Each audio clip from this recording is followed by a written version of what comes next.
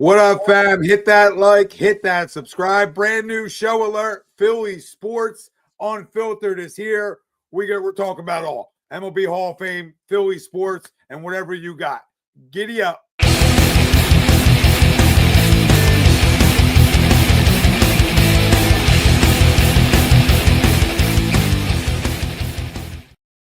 Welcome in, everybody. This is A2D Radio and a brand new show for you. Philly Sports Unfiltered.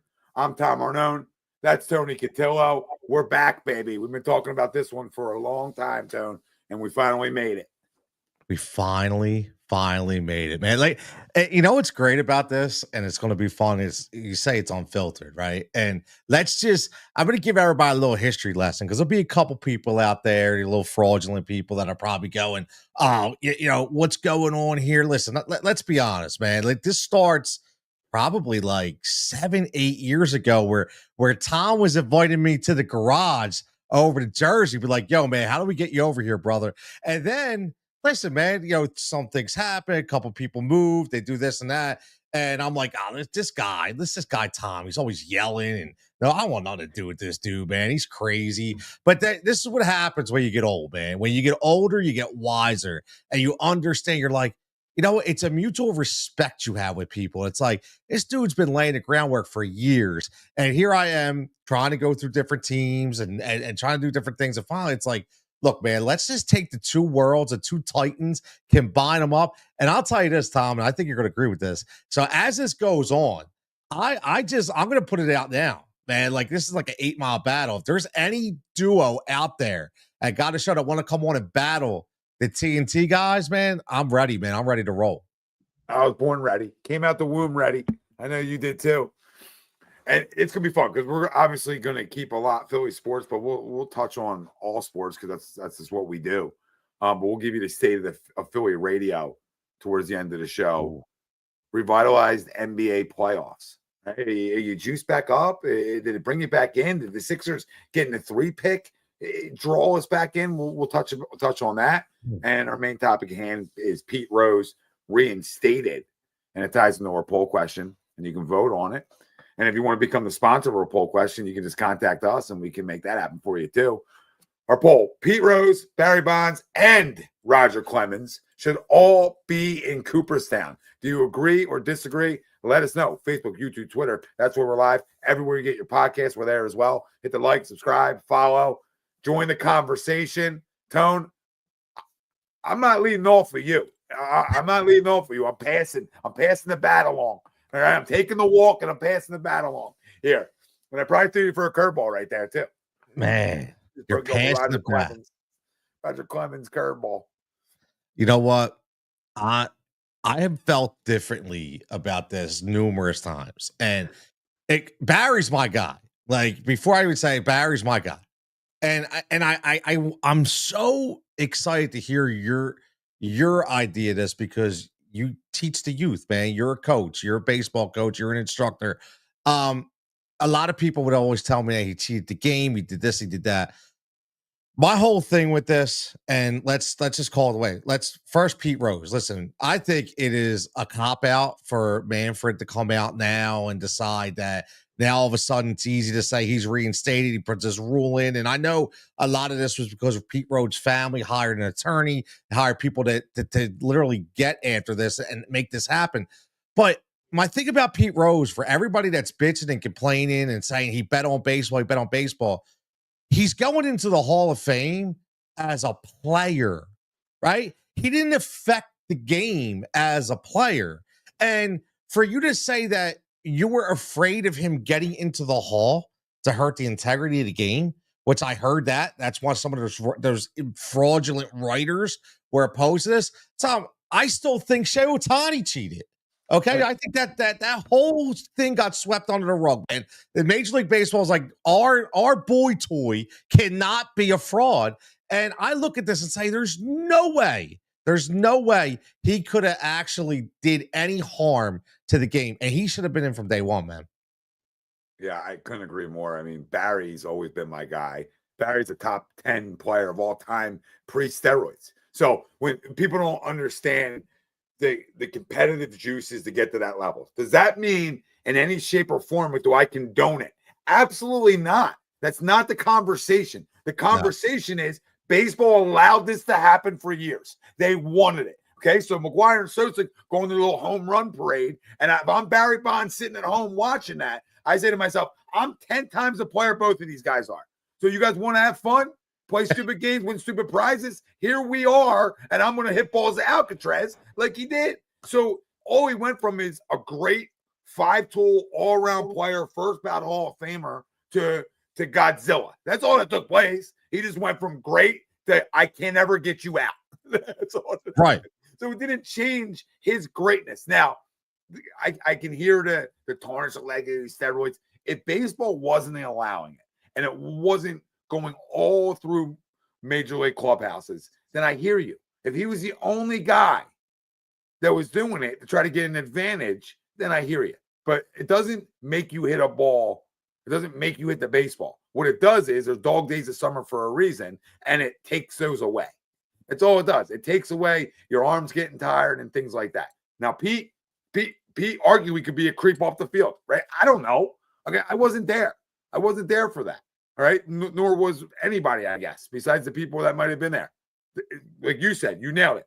He's getting in as a player. He's not getting in as a manager. So, and he bet on his own team. Again, not condoning it, but this was brought to you by DraftKings. So, I mean, what are we talking about? And Roger, same conversation. Roger's a first ballot Hall of Famer pre any of these types of things happening. So they should all be in Cooperstown. And if baseball wants to have something in that plaque saying the steroid era, fine. Be my guest. Okay. That was a part of history. So we can't erase what was a part of history. There's my rant on it. All three should be in. They're all Hall of Famers. And listen, if those guys aren't Hall of Famers, who are? I agree. Because, and I'll give you my last rant is we cannot have levels of cheating. So I've heard this before, right? Because there's guys in there, Piazza, Jeff Bagwell. Stop. Anybody see Jeff Bagwell? Tell me he won all rooted up. Like, give me a break, man. Give me a break. So my whole thing with this is you nailed it with they allowed to happen. And the guy that allowed to happen, and Bud Selig, was lining his pockets with money, and he's in the Hall of friggin' Fame. So how can the guy who allowed it to happen be in a Hall of Fame, but Barry Bonds is getting blackballed and Clemens is getting blackballed? And for all the morons and the idiots out there that talk about, oh, he's just big and that's how you hit baseball, do me a favor, go back and listen to a couple interviews that Barry Bonds did to explain the element of hitting, and maybe you'll get an education. And you'll understand that this dude is GOAT. It's greatest of all time. In my opinion, I don't care. You said it. Listen, you want to put an asterisk? I don't care. It's fine because there were so many players. We can get into so many players in the Hall of Fame that have done worse. That was not mandated at that time. They allowed it to happen. It is what it is. Now, like you said, it's different. If you're going to tell me there's not levels of cheating and cheating is cheating, well, then fine. I got to deal with it. But you can't tell me, well, this guy just did a little bit. Ty Cobb just did a little bit. This guy, no. We don't want to hear any of that, man. Like, there's either cheating or not cheating. And unfortunately, you can't have levels. So those guys got to be in, man. 100% those guys got to be in. That's my take. We're going to put are we going to go back and anybody use pine tar on the mound? Yeah. Are we going to take them out of the Hall of Fame? Like there's always been trying to get competitive advantages. If we agree or disagree with, it's a conversation for a different day. But when you talk about the talent of a player and did these guys commit these major crimes off the field to keep them out? No. I mean, Pete Rose, you say whatever you want about him. Again, right, wasn't convicted of anything in terms of the stuff with underage girls. Wasn't convicted, right? Rumors, reports, when there's smoke, there's probably fire. I'm the biggest advocate of that. But at the end of the day, he wasn't convicted. So what are we holding him out for? Speculation? What possibly happened 40 years ago, 50 years ago? We can't operate like that. No. We can't operate because then we tarnish guys. And now we can talk about what he might have been, not been. What he was a great player. What he was Charlie Hustle, right? We look at the big leagues today and we look, guys, don't run stuff out, don't hustle. And he was the epitome of hustle. And now that guy's not in. That's what makes me mad. Lenny Dykstra couldn't talk enough about juicing when he came on A2D to one night, right? Yeah. These guys, it was out in the open what these guys were doing because they were trying to stay in the big leagues. So you had the lower level, bottom of the end clubhouse guys trying to stay in the game. So if I'm the best player on my team, and I'm watching my entire guys around my locker room do it to try to get a competitive edge, then I know other guys are doing it too to get a competitive edge. So why not at some point would I just say, hey, jack me up? I'm not condoning it. Like, right. Barry was a superhero. I mean, it was ridiculous, actually. McGuire and Sosa were really good and hit a bunch of balls. Barry, you couldn't even throw them. I mean, you were intentionally walking them like the lead off an inning. Like, we're not going to pitch them, just put them up. So, hey, some guys needed a refund, though, because they took it didn't work. You know what I mean? Exactly. Yeah. Like Brady Anderson got 1 year. You know what I mean? Like, after that was it. It was over. You know, cool story. Never heard from him again, right? That you nailed it. To that, there it goes. So what? Could they stood up in front of Congress and didn't tell the truth? Who does? Who does?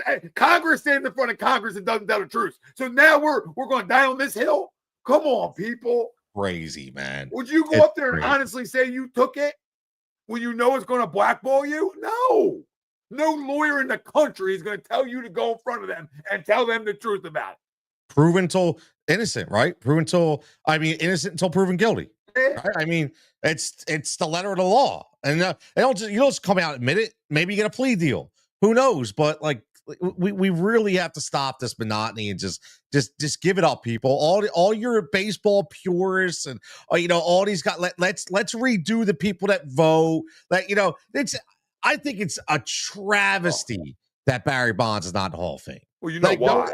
Yes, Pete Rose, I get it. But this whole, you know what? Honestly, Todd, to me, it's more about, again, are we voting the player in or the person? Okay, because Barry was kind of a prick, right? Everybody said this guy was ignorant. He was arrogant. So now all of a sudden, this is the way we're going to get back at him. Like Pete Rose, like you said, all these I don't really care. I'm not voting for him, the person. I'm voting for him, the player.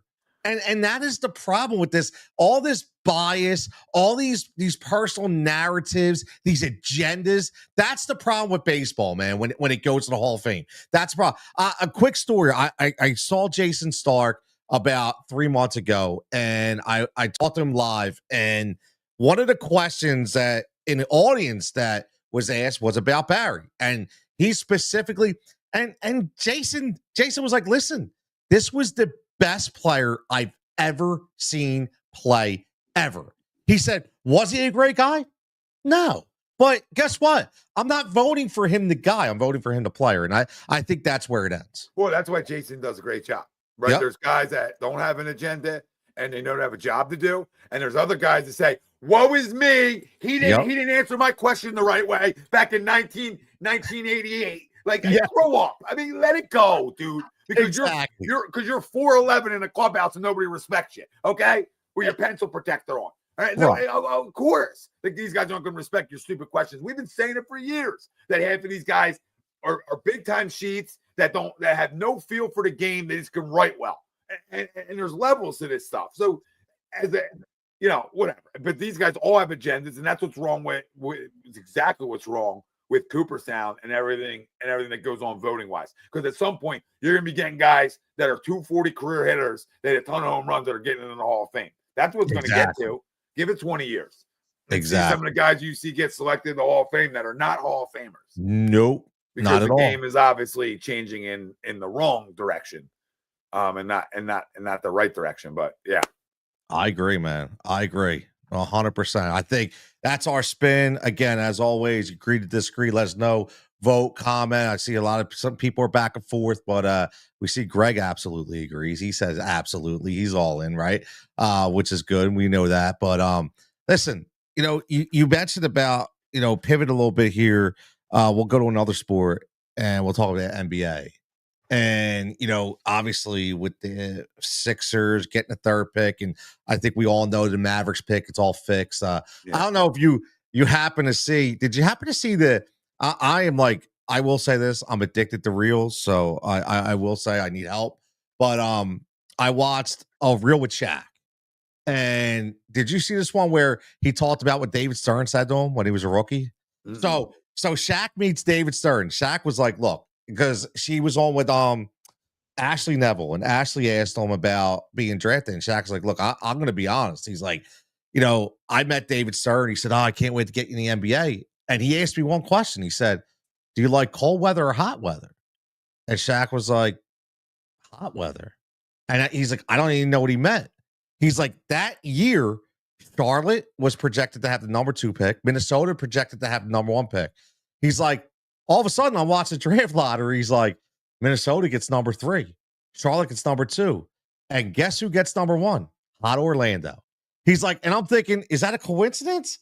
I don't know. So I look at the draft and I'm like, whatever. But just from looking at the NBA and the style of basketball that's been played in the playoffs, I'm a huge 90s NBA guy, always have been.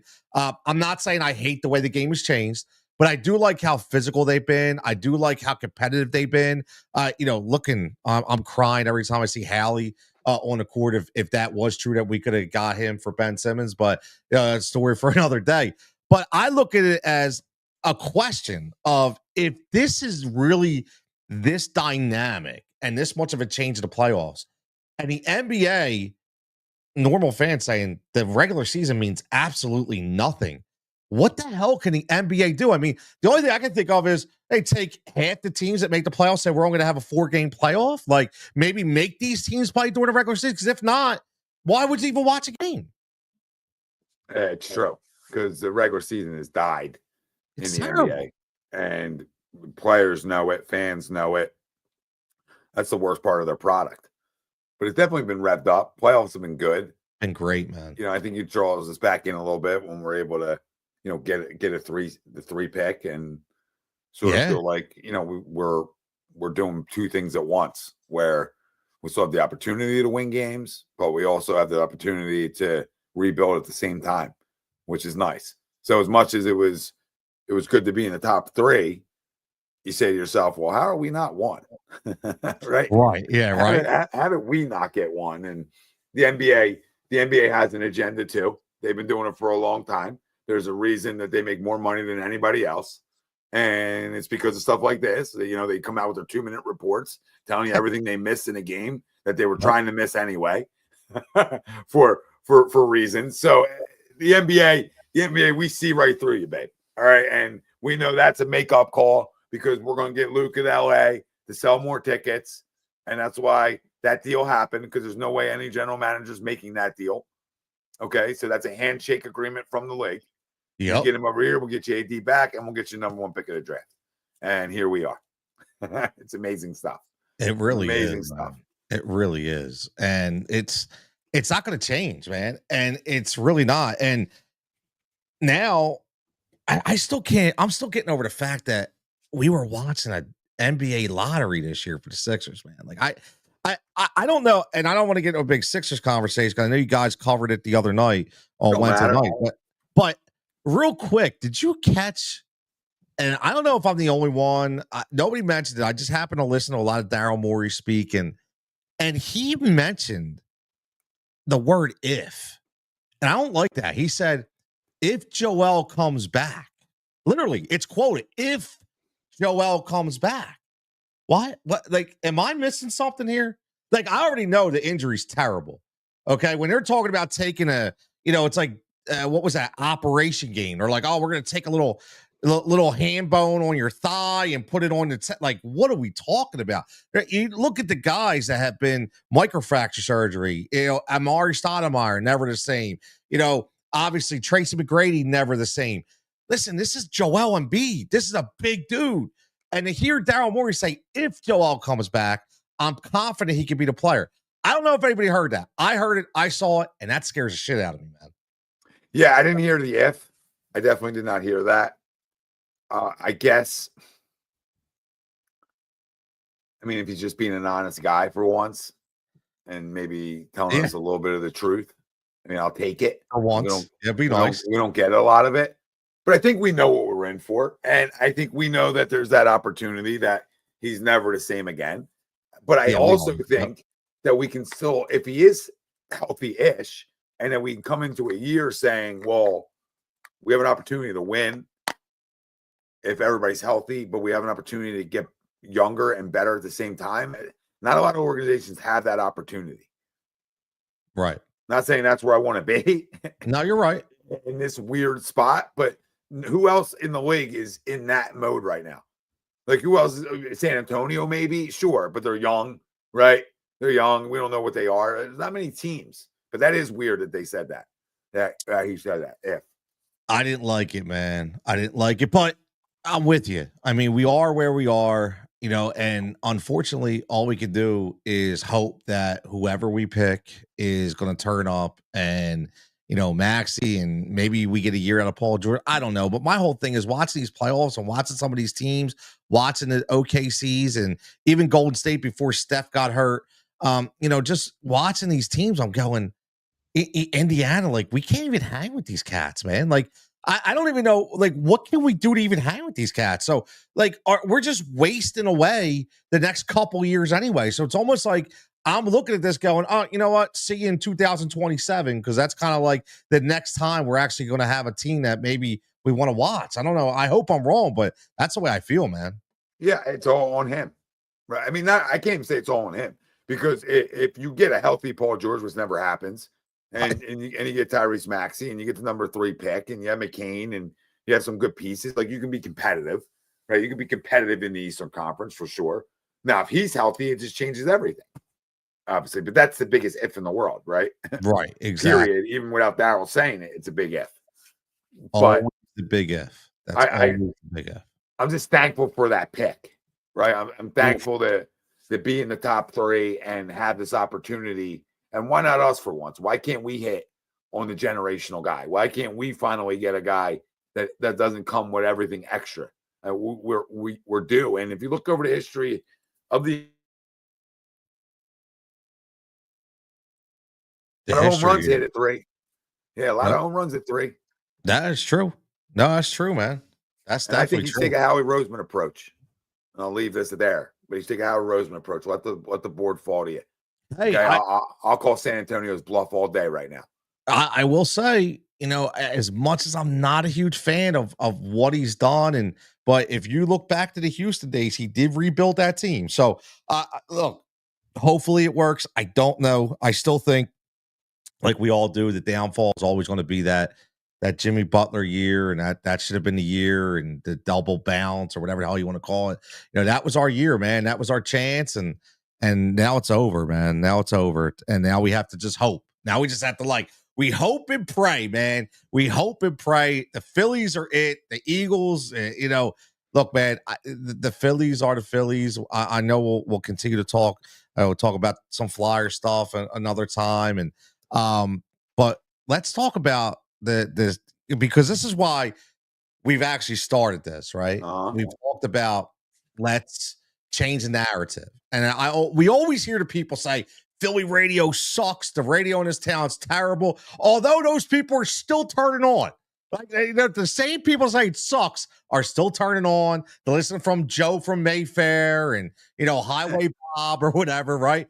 But and you just see people getting cut and laid off. And why you would want to make that your career, I don't know. It's such a volatile business. But looking at the entire landscape, man, the reason why we decided to do this is because we want to give you that alternative, but just to change that narrative. So, if me and Tom or Tom and I, or whatever way you want to call it, we give you a really good style of entertainment, I think that you're going to tune in. The problem with Philly radio is it's so predictable. It's always predictable. Like we knew the schedule release going to come out. So everybody's talking about what's the schedule? Who are we going to be? Right? We already know the votes. Some of it is just unlistenable. I do have my favorites on each station, but let me ask you this: were you shocked that they let Tyrone go? No, me neither. I said it to somebody the other day.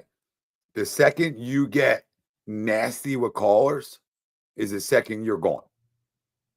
So that started to happen over the last few years, and it's gotten worse and worse, where he was just standoffish to anybody who called in. Right? Do you think he? Because I agree that he got like that, but the thing is, I feel like he felt the need to get like that because I think the show wasn't working. And he produced for Missinelli for so many years, and they're definitely not fans of each other, but he also saw that Missinelli approach worked. So I feel like that was his last ditch effort, because if you heard him say he knew this was happening anyway. So I feel like this was his last ditch effort to say, you know what, maybe I could turn this around. I don't know, but it just, listen, I respect his grind. I say this all the time because the guy's been in the business for 20 plus years, and he started at the Jersey at like 920 out there in Princeton. I mean, like, nobody freaking listens to, right? So he has that. But as soon as Missinelli came back, dude, I was like, there's no way Missinelli's staying at 10 a.m. Like, there's no way. Like, he's definitely going. You can't tell me that Connor Thomas and Ricky Bowe are going to hold down that slot, that they're getting crushed at from 2 to 6. There's no way. No. Yeah, I mean, like I said, nothing surprising in the radio world with these guys. And I respect his grind for sure. I wasn't a fan, but that's okay. Like, it doesn't take away from respecting his grind. But that's not drive time radio to me. That's not what it is. It's not entertaining enough. I don't think he's as versed as a lot of guys are that you need to be on drive time. Like, you can't just be one-dimensional or two-dimensional. Like, when you talk baseball, you need to know it. Yes. You can't lie with baseball knowledge, and I think that's a problem with a lot, with them trying to fit it in. And what they did is they did it wrong, because, like, you get what I'm saying. They just did it wrong. Like, you can't hide. And I know you got to be a big Eagles guy, and I even think I don't even know if he knew he's a basketball guy, which is okay. But I don't think even, like, his football knowledge didn't turn me on. His baseball knowledge was not there, right? It was Ricky Bowe, and that's it. Because nothing against Hunter. Hunter's baseball knowledge isn't there. Okay, I mean, I'm just going to keep it real. I'm a baseball guy. His baseball knowledge isn't there. There's really one guy on all the platforms that actually has some baseball knowledge, and I don't even really like that guy. And he's on 94.1, but he's the only one that's like a baseball guy, air quote.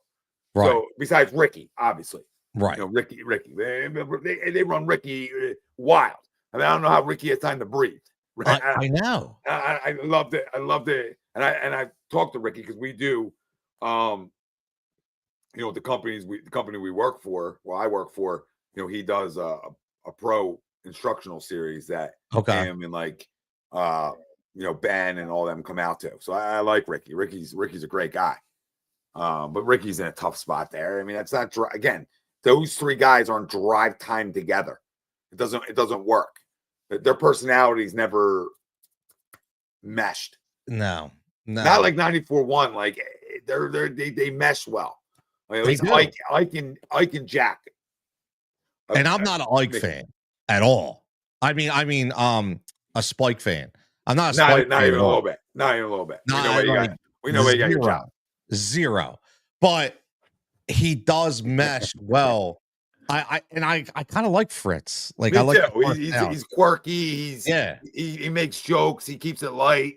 And it's organic too. I don't think he forces it. That's just Ike loves it. And Ike eats it up, right? So that's my days of listening to them a little bit. Like Ike eats him up. It like loves laughing with him. I think it keeps the show loose. And I agree. That's what people want to listen to, man. I ain't listening to sports radio all for your opinion, right? Exactly. I want some laughs. I want to keep it light, and whatever, they do a good job, those guys. So I keep it real with that stuff. I mean, even though I feel like if 97.5 hired us tomorrow, I think we will crush their ratings. But that's not for me to decide, right? I don't disagree, man. Like, listen, man, I am not being cocky. I'm being confident. No bullshit, man. I completely agree with you 100% that if that were the case, I think that we would absolutely crush the ratings. Like, now, all due respect, I'm not saying that if we go head to head with somebody, but I'm just saying at that time on that station, I think it's inevitable. I mean, there's just no way. There's no way. But again, they don't want guys like us, man. That's the problem. Because we're opinionated. Well, I know, because I did something, and I'll tell the people that I think it's funny because I want no parts of it, right? But I'm a test guy. I like to test things out. Yep. So buddy sent something to me, and I would never do it. And he's like, "Oh, they're hiring." Right. And I was like, oh, let me play a little game. I just want to play a little game. If you even got the balls the send an email back or say, hey, we'd love to meet with you. Right. I just want to see. I just wanted to see. I would never take it. I love what I do. So I'm in no room to take it. But I was just curious. A curious kitty. And I was like, I think 2 weeks ago. I was a curious cat. Because obviously in the resume it says A2D Radio, and obviously says other things I've done, but that was the key to it. And I was just curious if you're smart enough. That's all, right? If you're even smart enough to make the call, because if you were smart enough, you would say, well, this guy's done something for over a decade now. This guy was live streaming a decade ago. Nobody even knew how to do it on social media platforms. I don't need a cookie. I didn't invent the wheel. I'm not special, right? And then COVID happened, and it drained what podcasting is. It killed it. And I don't care what anybody's got to say. Everybody can have a mic in front of their face. It's equal opportunity for this stuff, right? It's open for everybody. But now everybody thinks they can do it. And they don't know what it takes. They don't know the grind. They don't know nothing. I haven't been paid to do it in over 2 years. Not even $1. I've actually lost money because that's how much I love it. So think about that. Think about that to everybody out there, because Facebook's a goddamn joke, and I'll say it out loud. I don't care. And they want to steal people's money and not pay you. All right. Instagram, same way. They're a joke. All these platforms are a joke. All right. And it's become, well, if you played the sport, now I want to listen to you. What? Yeah. You guys are morons. I don't care you played it. Like we say it all the time. The guys that play at the highest level can't teach it. So what makes you think that because you played at a high level, you can talk it? And I love that that's people's approach. I played every sport in my life. So did you, I'm sure, right? Played a lot of different things. I know the games. I didn't need to be in a pro clubhouse to be able to break down baseball to you. And anybody thinks that you need that, they're the dryer sheets. They're the morons that keep running back to it. The same in the baseball world. If you need the guy because he played a certain level and you think that's going to get your kid there, you're an idiot. Because I want to know the guy who grinded it. Because that's the guy I want to go to. I want to go to the guy who had to work his ass off to get any type of success from the sport. Not the guy I came easy to all the time. Because how's he going to teach it? Think about it. That easy to him. How many MVPs do we have as Major League Baseball managers? There's a reason why guys like Craig Counsell are great, Matt, because they grinded. They knew what it took. Mark DeRosa. That's why you watch Mark DeRosa on MLB Network. He's amazing. Awesome. He was a superstar.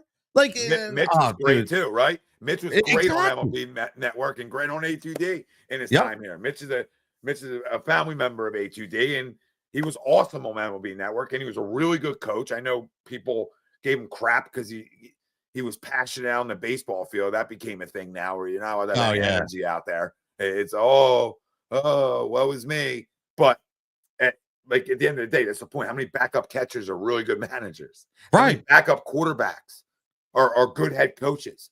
So the point is that the guy comes easy to isn't necessarily the guy that can translate it, and it doesn't mean he can't either. It's not an automatic. Exactly. And I'll one up you too. You know, I'll tell my story because I'm the same as you. Like I like to test the waters, right? So this is I got a call and a response, right? You're gonna like this one. This is comical to me. So it's comical because I look at the resumes just from a visual of a lot of these hosts, right? So at the time, I have my own show on Sirius, which is a national friggin' radio. I got a spot on VSIN, which is a national friggin' radio. Okay. And I'm doing my own stuff at the same time. And by the way, run my own media company, NPR company. And I got told I don't have enough broadcast experience. And by the way, we think you're a little too powerful. And I said, excuse me? Like, yeah, we think you would just you would talk over the hosts and, you wouldn't be able to, I said, well, then put me by myself. I said, I run my own show by myself. I'm not sure. I said, I could run circles around half these people. Nah, yeah, we just, your experience isn't up to it. Really? So national radio doesn't count, right? So give me a break, man. They want who they want. That's all. They want who they want. Why can't you be powerful? I mean, we were both powerful for 35 minutes right now, and we didn't talk over each other. No. We went back and forth. That's how you're supposed to do it. I love you want the missionary. That's what they want. Just say the same spot, honey, every night. That's the guy they want. Okay, and that's no, fine. No reverse cowgirl, bro. No, don't spin her around Morgan Wallen one time. Like, come on, goodness gracious! Like, is it?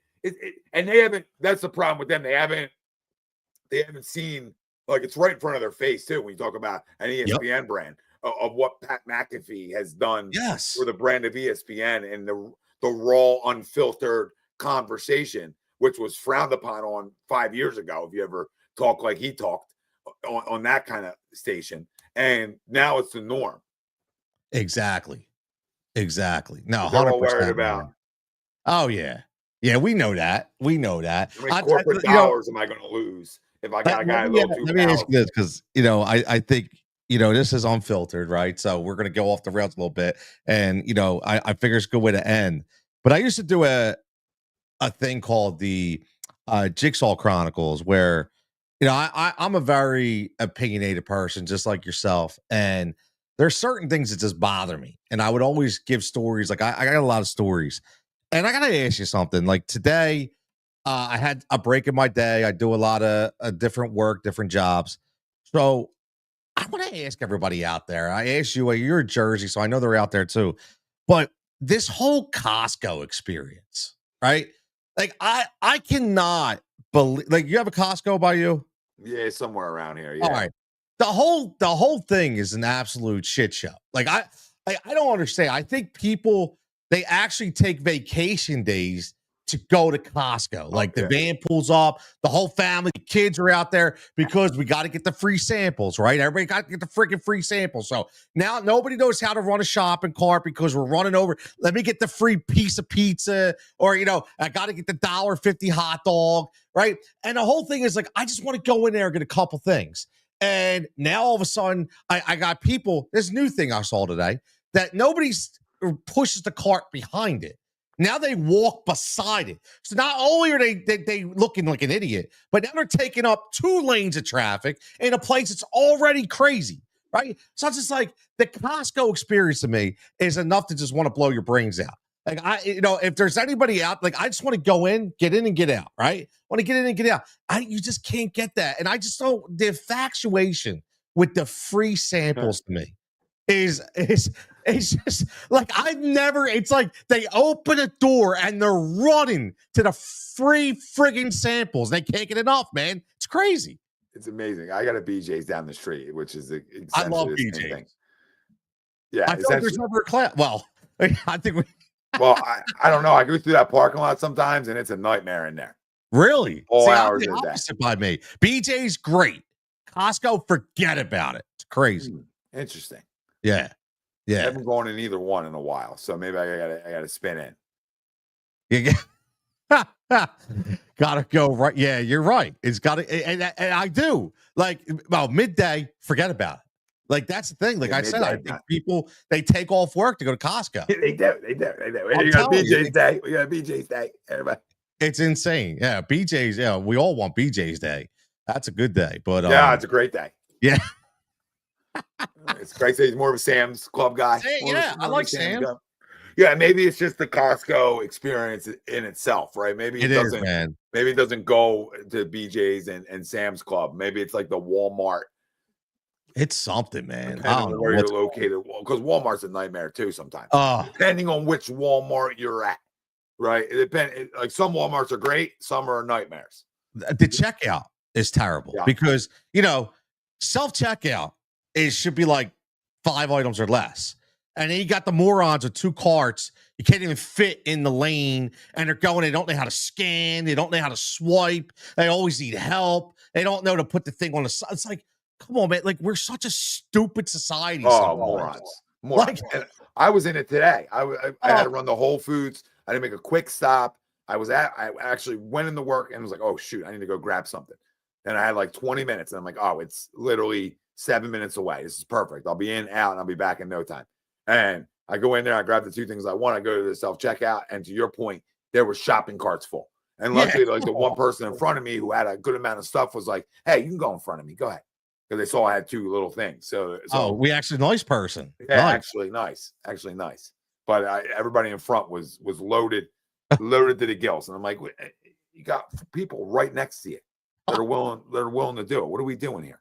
I don't get it, man. I don't get it. That's why my jigsaw ran for the day, man. I got it. Costco is just a nightmare. It's such an experience, and I want nothing to do with it anymore. I don't blame you. I don't blame you at all. Well, listen, great show, great first show. Philly Sports Unfiltered here on A2D Radio. Just a little start, a little taste. Yeah, a little just to, just give you a little taste and see if you want more. I'm sure you'll be back. That's Tony Cutillo. I'm Tom Arnone. Everybody out there, we thank you for joining us for our first episode. We'll be back next Thursday night. So make sure you turn on your notifications, hit the like, subscribe, stay with us. Stay with us forever. Any closing thoughts, Tone? Besides Costco? You know what, man?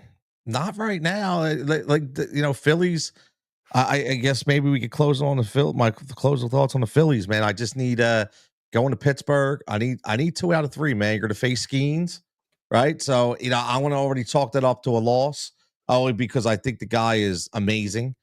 So I got to give him 1, right? But look, 2 or 3. If no matter what happens, as long as we can win series, I'm happy. But what happened with Arnone is mind boggling to me. So I'm about time to just bring Painter up and give him Nola's spot, to be honest with you. So we'll see what happens with that.